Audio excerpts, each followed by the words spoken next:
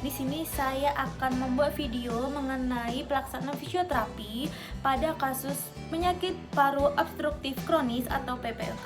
Dan ini skenarionya.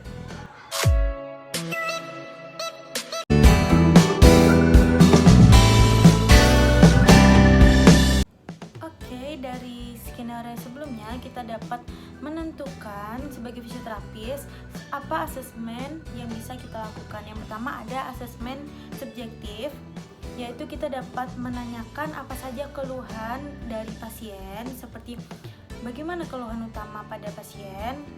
Keluhan utama dari skenario sebelumnya yaitu adanya sesak nafas dan batuk berdahak. Kemudian kita juga bisa menanyakan apakah pasien sulit tidur, apakah ada nyeri bagian dada atau bagian perut, kemudian apakah sering batuk. Kemudian kita juga bisa menanyakan bagaimana asesmen dari pasien, yaitu onsetnya, apakah ada nyeri pada malam, siang, atau sore hari.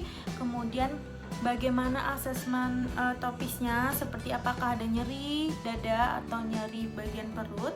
Kemudian kita bisa menanyakan apa penyebab pasien dapat terjadi nyerinya, sakitnya, atau sebelum-sebelumnya pernah melakukan pekerjaan yang dapat menimbulkan sesak ataupun batuk seperti sekarang. Kemudian kita juga dapat menanyakan faktor yang memperberat dan juga memperingan.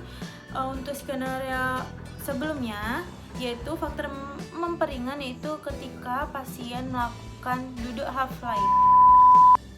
Selanjutnya asesmen objektif, yaitu pertama kita bisa melakukan asesmen atau pemeriksaan tentang vital sign, bagaimana denyut nadi pasien, pernapasan pasien, kemudian tekanan darah pasien, tinggi badan, berat badan pasien. Kemudian kita bisa melakukan asesmen yaitu berupa inspeksi, palpasi, auskultasi, dan perkusi.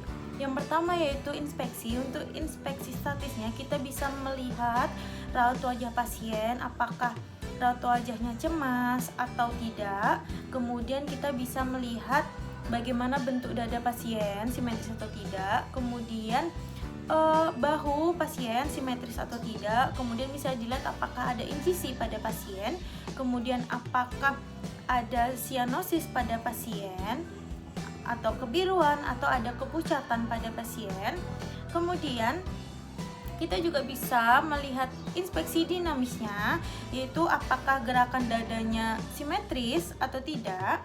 Kemudian bagaimana pola pernapasannya pada pasien. Kemudian asesmen yang kedua yaitu palpasi. Kita bisa menentukan apakah ada spasme pada otot bantu nafas, otot scalenus, otot upper trapezius atau sternocleidomastoideus. Kemudian kita bisa melihat ekspansi torak pasiennya. Kemudian kita bisa melihat bagaimana posisi trakea pada pasiennya, normal atau tidak. Kemudian untuk juga dapat melakukan asesmen perkusi dan auskultasi, apakah nanti ada suara tambahan atau tidak pada auskultasi dan perkusi. Kemudian kita dapat melakukan pemeriksaan pada pasien, yaitu kita dapat melakukan pemeriksaan VAS untuk nyeri pasien, kemudian sesak nafas dengan menggunakan Borg skala atau skala Borg.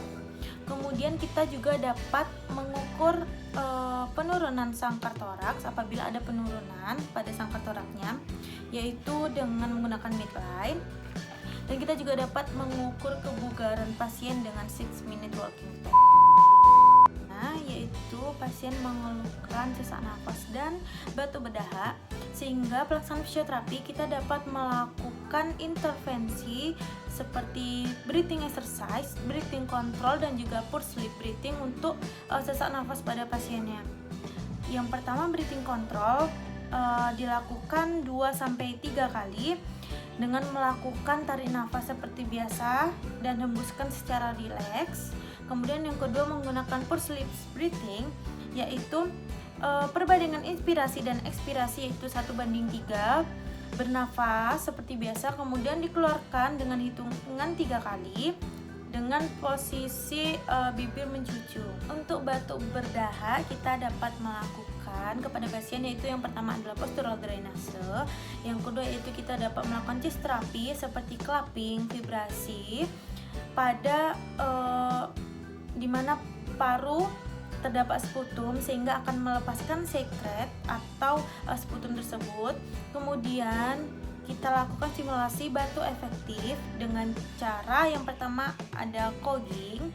Cogging dilakukan nafas biasa, tarik nafas biasa, kemudian hembuskan dengan membatukkan 2 kali.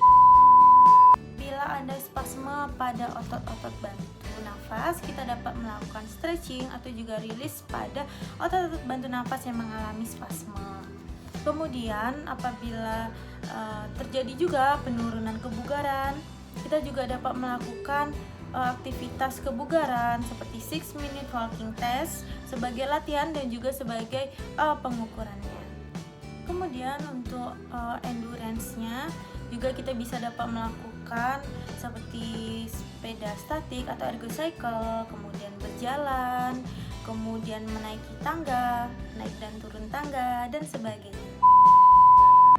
Itulah tadi pelaksanaan fisioterapi pada pasien yang mengalami PPOK. Sekian dari saya. Assalamualaikum warahmatullahi wabarakatuh.